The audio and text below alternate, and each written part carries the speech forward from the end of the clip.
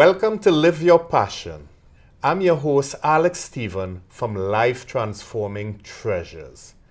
By sharing the wisdoms from my journey of raising a successful deaf child and making a life-altering decision, I empower people to transform their lives to one of freedom and fulfillment. On Live Your Passion, our guests share their challenges, how they embrace and overcame them. And hopefully, you could use some of their wisdoms to help you on your journey. I'm an author, speaker, and transformation coach.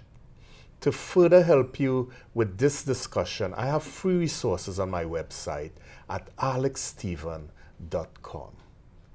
This morning, my guest is Noah McIntyre, who will share his story and some of the challenges he went through, how he overcame them, and where he is today. Welcome, Noah. Such a pleasure to meet you. Thank you so much. It's such a privilege to be here. And I really appreciate all of the things that you've done in the world that helps it make it easier for other people to live their lives. And that's what we both trying to do. Yes. And it's very gratifying. Yes. So I want to start off by asking you, we spoke a little bit about your story, very interesting. You know, in California, you were by yourself. And what I mean by that, your parents were on the East Coast here in Massachusetts. Yes. And life basically hit you with a curveball. Yes. You didn't know what was going on. That's right. Share with the audience what happened. Share with them that time. Yes. And first of all, my appreciation for my family and my love for my parents is huge, particularly that given today, this week was 8 years ago when I got let go from my job. You see, I was in the middle of a big crisis and I didn't know it at the time. I was doing things like recklessly behaving at work. I was in the middle of California. I had moved out there with a vision and a dream, you know, to be on the West Coast. I'd been thinking about it since I was a teenager. And all of a sudden, everything in my life started breaking down. I started spending money I didn't have, thousands of dollars on hotels, shopping sprees. I started being really nasty, like a real jerk to people, and I didn't know why. And I would discover, once I got brought back to the East Coast for treatment, that I was in the middle of a manic depressive episode. I was diagnosed bipolar. That winter, once I got moved back, my dad came out and saved me. He rescued me in the middle of this crisis. But it was one of the most trying times in my life because I had lost control over my brain and how it was working, how it was functioning. But the thing is, you did not have any idea what was going on. No, I had no idea what was going on in the midst of it. I was pretending to be people that I wasn't. I was posting strange things online. I had really kind of lost control of my sense of who I was, and there was moments where I would come back to moments of sanity in the midst of that. But overall, my energy was up and down, all the classic symptoms of a manic episode. And your employers at the time didn't take the time to figure out what was wrong with you. They just terminated you? Yeah, they had to let me go. And that was, you know, a tricky situation because my behavior at work had become so bad. And there wasn't the support that was needed at the time, and I left my job. I got let go from my job, not quite knowing what had happened or how I had lost control of my behavior. Yeah, at that time. And how did your friends in San Francisco at the time, how did they react before you even were diagnosed? What were their reaction? Well, I showed up to Thanksgiving dinner that fall, 8 years ago, with my friends, having lavishly spent over $800 on cakes and wines, and they said, Noah, you didn't have to do that. You didn't have to do that. They knew something was wrong, but they didn't know how to talk to me about it.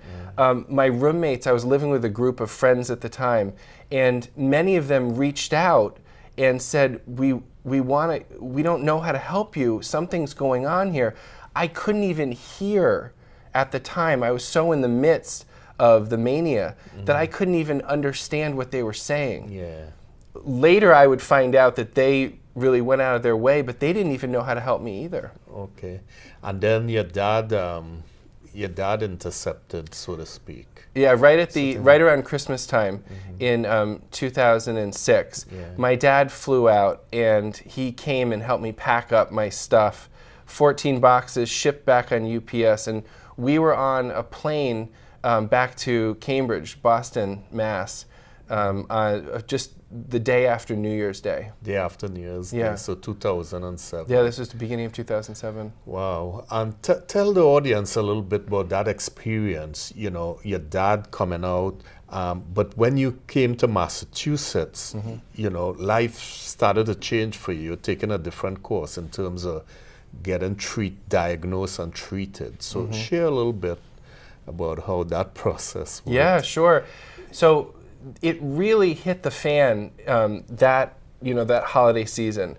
My dad got wind that I needed help. Both my parents, my whole family did. And so I was fortunate to have two parents who were longtime mental health professionals and had access to resources back here in the Boston area. I was literally brought home, and before I even reached our family's home, I was brought into the office of my naturopathic doctor and then into the office of my psychiatrist and therapist. So I was brought into an outpatient treatment setting even before getting to my home, and made sure that I was put on treatment regimens to help balance out my brain's biochemistry right away. I didn't quite know what was happening, but I knew that I had been asking for help. I knew that I had, in the moments where my mind had settled down, that I had been asking for therapy. I had been asking for help. I'd been starting to ask for help, and I was starting to get it. Even though I was disoriented in the middle of the experience, we went right into a treatment situation, luckily. Yeah, and that shows, as I hear you talk about your dad coming out and your mom being there for you and your relatives, it shows, the family love. They dropped everything and they came to your assistance, and it made a difference in your life. At that point, you needed that. Yeah. So tell us a little bit about the treatment, how that worked, and how how you managed to balance that chemistry, so to speak. Sure. Well, I have to appreciate my parents, openly and publicly for that kind of passion and love that they showed. But it wasn't just my parents. I mean, I was able to get help from my best friend's mom. I was able to get help from my naturopathic doctor, my therapist.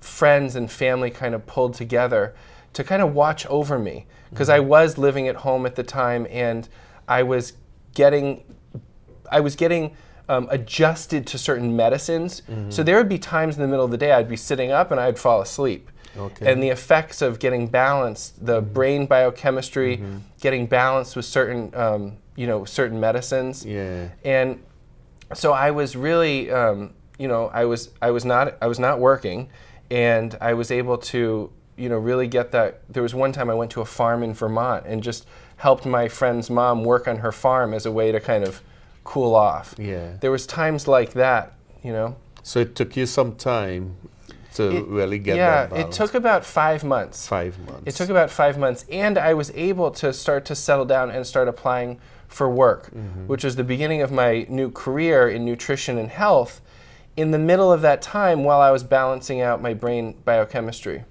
Right. And that brought you onto a new path, so to speak. I know you said, it was like a gift. Yeah. And that's why I tell people, when your challenges come, you have to embrace it. This journey, life that we on, we have to embrace the good and the bad. It's our reaction to what happens to us that determines our destiny. Yeah, and there was a moment when I got home, when I was brought into treatment, when I had that realization, oh my gosh, I'm being taken care of. And it's a chance to surrender to that. Yes. And in talking to you, I know and you keep saying it, you're grateful. Yes. It's gratitude. You have to be grateful. You have to live in gratitude and appreciate the people around you and the resources. And a lot of people, and I know people who is listening and looking at this show, may not have the same resources and support that you had. like your dad flying out to California. Right. You know, and the people will say, well, I never knew my dad. My dad abandoned me. But you have to reach out. You have to reach deep. It might be in a church, it might be some organization, a neighbor, but you have to reach out for help. In your case, you didn't even know you needed help. Right. Well, there was a moment in California when I was starting to call around.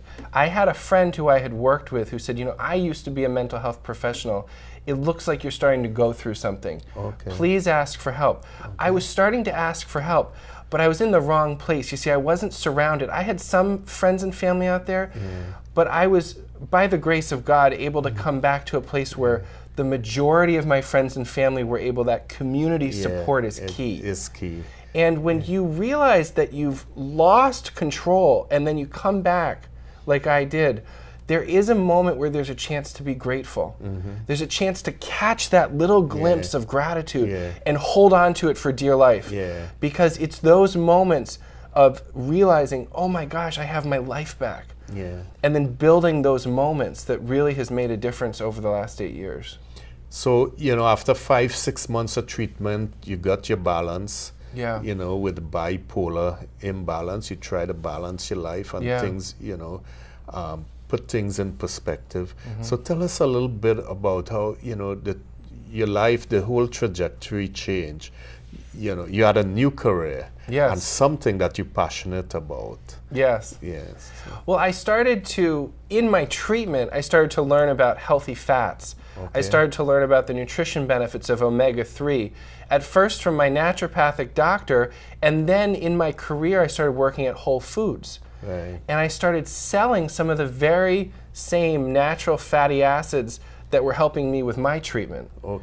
And so learning about my own situation and how to take care of nutrition for myself to balance out my brain and body's biochemistry really then gave me the motivation. Not necessarily, you know, people come to Whole Foods, I can't be a doctor there, nor was I trained, but I was starting to engage with people about how they wanted to take responsibility for their health. And, you know, it's interesting in our culture, there's a lot of shifting consciousness going on right now about how we take charge of our health.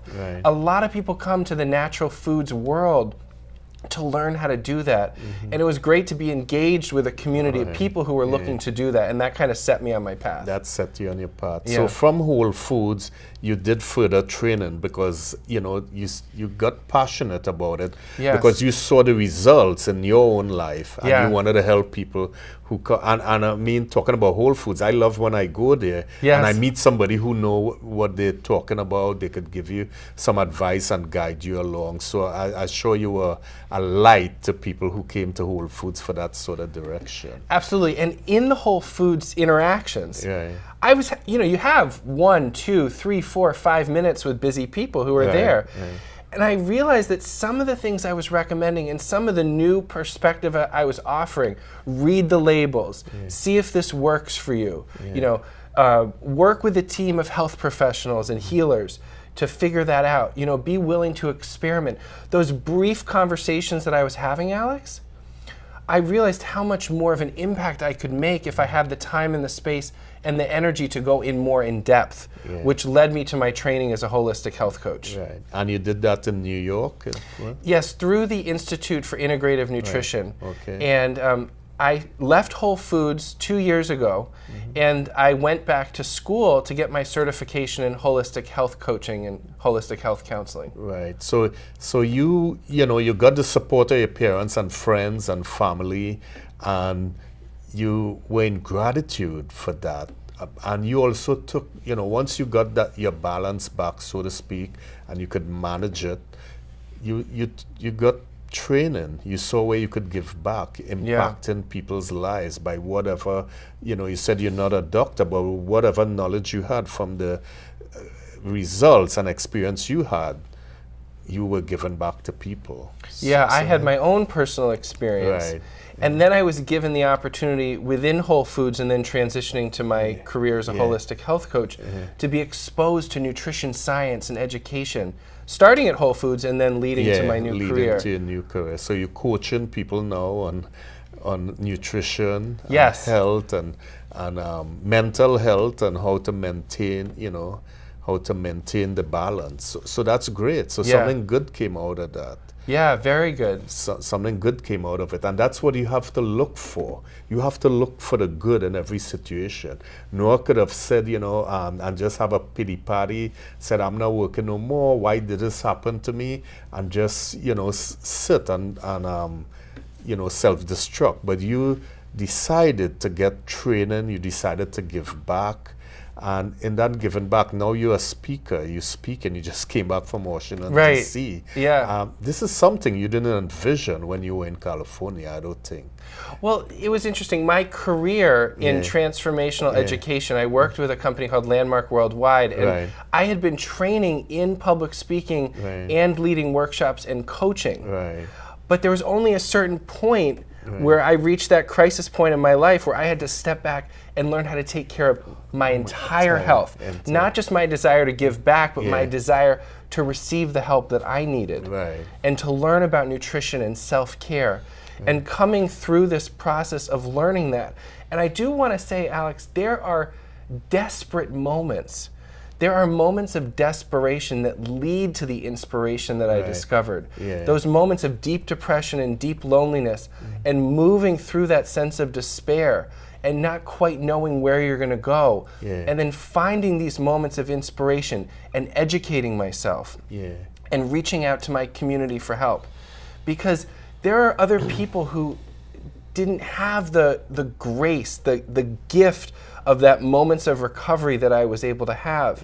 But one of the things I've been thinking a lot about is like, well, what do you say? And if you could do anything, get yourself in front of the mirror and tell yourself that you love yourself. That was one of the biggest things that made a difference that I learned from my teachers. Just in those moments when you can, tell yourself that you love yourself. Thank your body, thank your mind, thank the people in your life. That was huge in going through that process. It's all gratitude. And from this process, your dad helped you, when you needed him the most. And then the tables turned. You had to be a caregiver for him. So share with the audience how this set you up and really train you so you could help him in his situation. Yes, thank you. I have a huge amount of gratitude, as I've shared, for the situation and what I've learned. And right as I was leaving Whole Foods and embarking on my nutrition school journey, my dad was diagnosed with Parkinson's. And so he's been dealing with the symptoms of Parkinson's now for the last 2 years.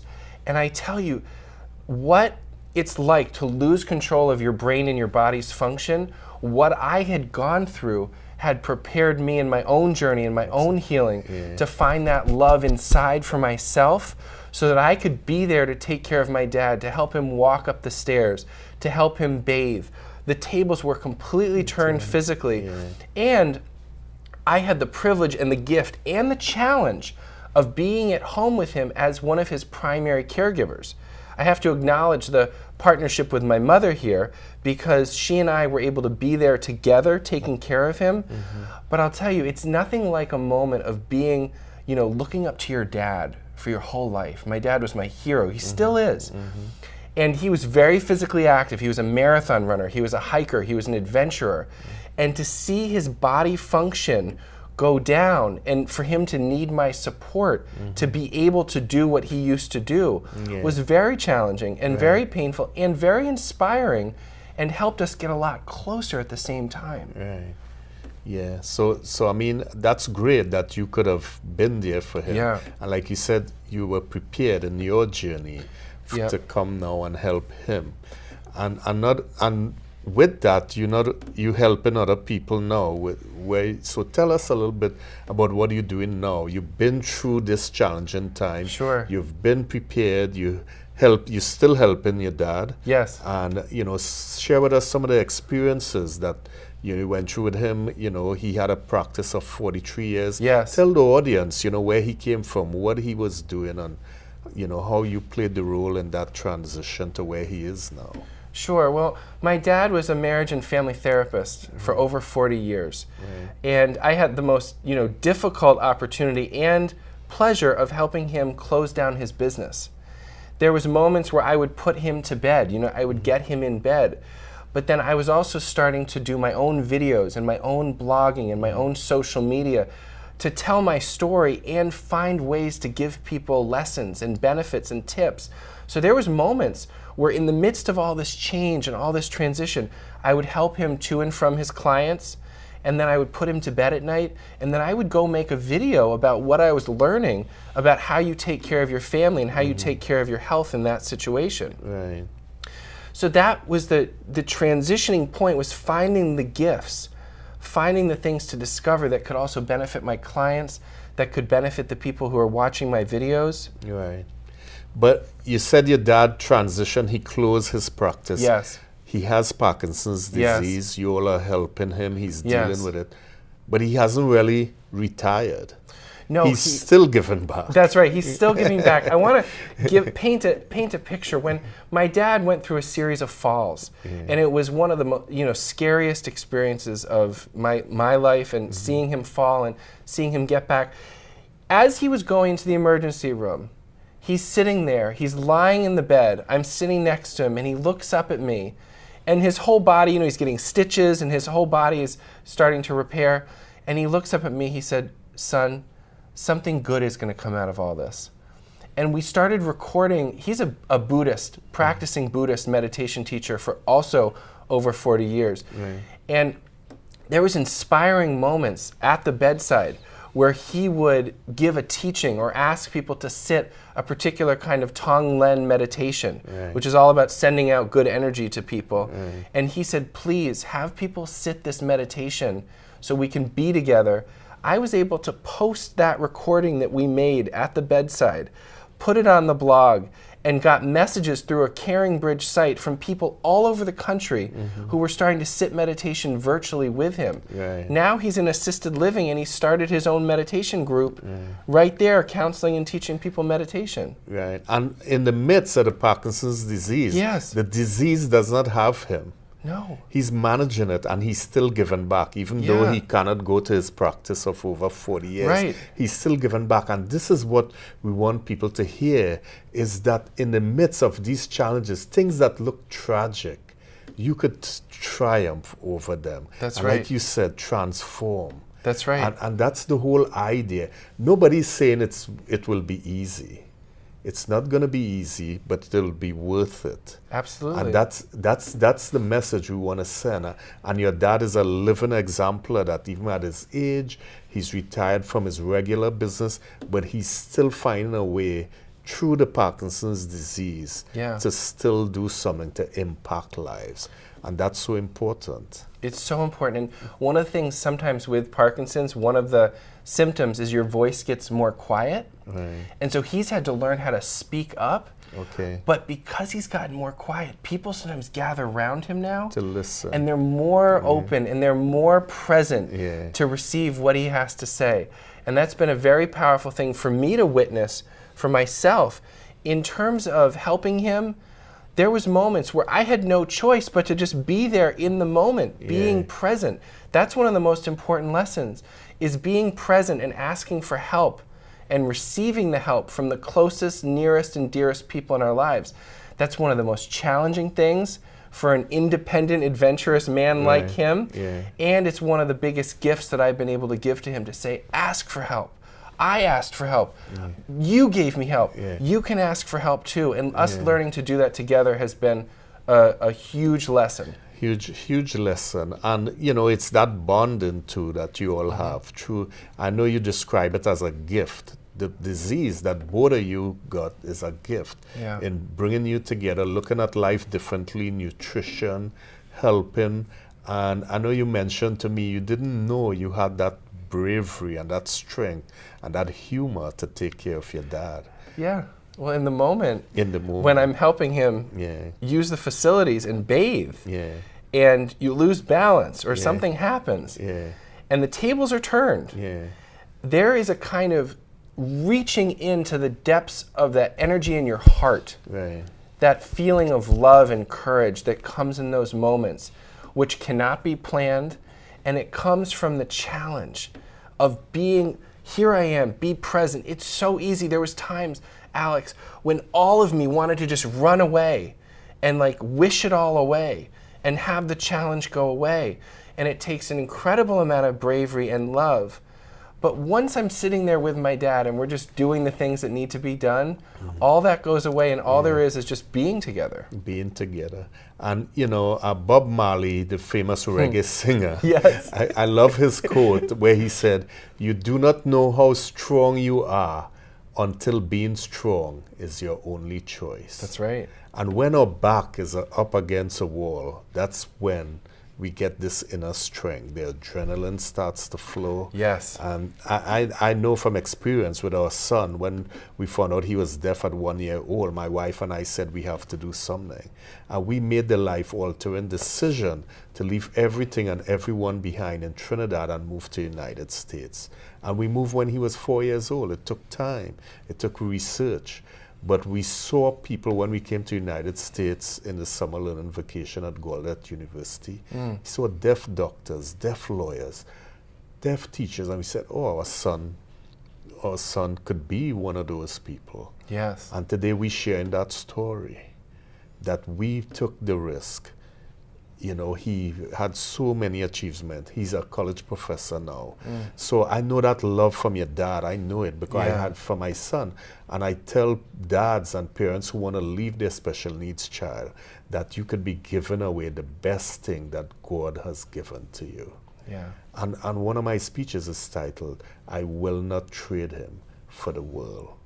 And that's what your dad did for you. And That's now, right. in such a short period of time, you are paying it back to him.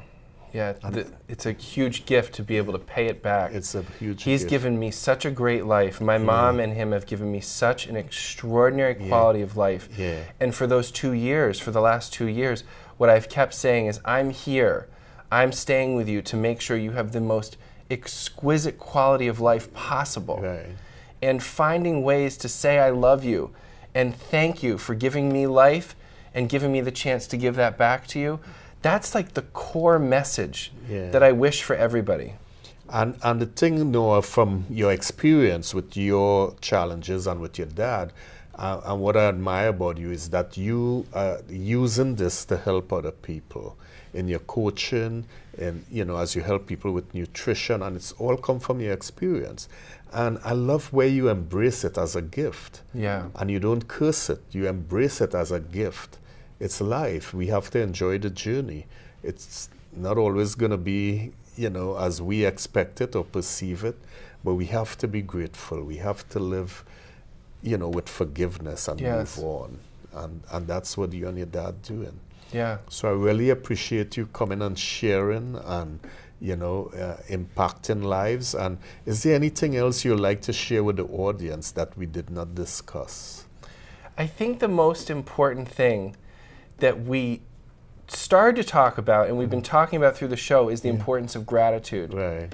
And to take it a step further is to actually say, I love you to yourself. Right. Actually say, I appreciate you to yourself. One of the most important things I've learned in this process that I've discovered is the things that we can practice on a daily basis to keep us connected to that gratitude. See, I make a video blog, I keep a journal, I actually express the gratitude. I go out of my way to tell people I appreciate them, and they appreciate me back. And it's like, I love being friendly, I love making friends, but there's a deep thing to stay connected to your soul in that process, to say the thank yous, to say the I love yous, to say the forgive yous. Those are like, that's the core, that's the juice of life. That's the juice of life. And that's great. Any other nuggets you want to share or leave the audience with? I would just say to really say thank you to your parents for the life that they've given you. That's one of the most important messages. And to engage in the journey. I'm Coach Noah, and so to engage in this journey, I'm going to keep sharing this story online. And I think it's important that we get out there and we share our stories with each other. And so how could people get in touch with you, or what's your website so, you know, people could stay in touch with Coach Noah? Sure. So it's CoachNoah.com is the nutrition, the home of Gratitude Nutrition. which is the name of my health coaching business.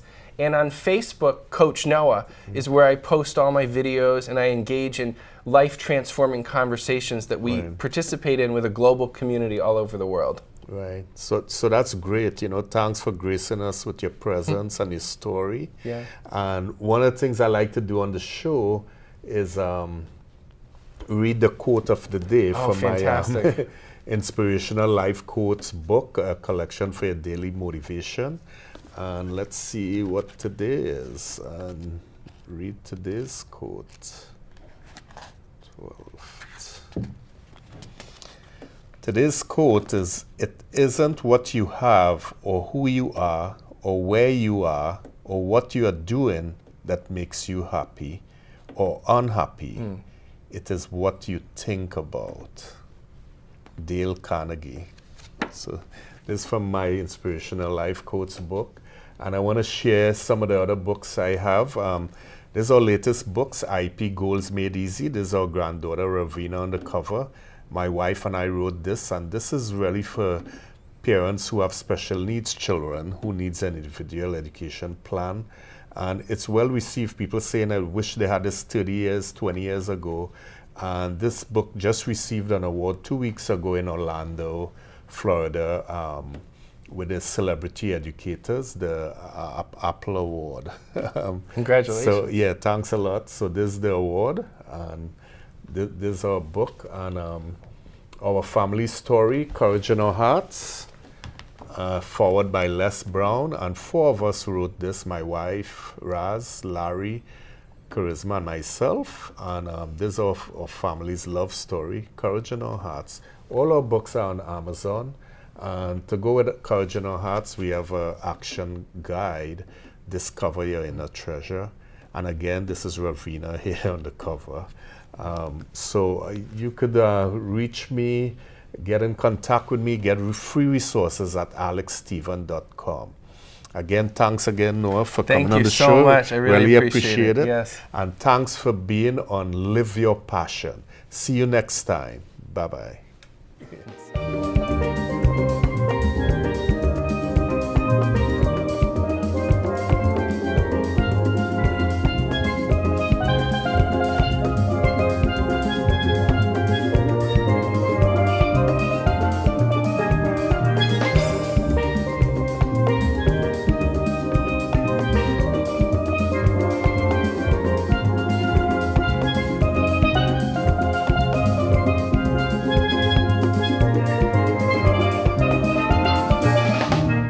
Production support provided by Medfield.tv. Access to our community.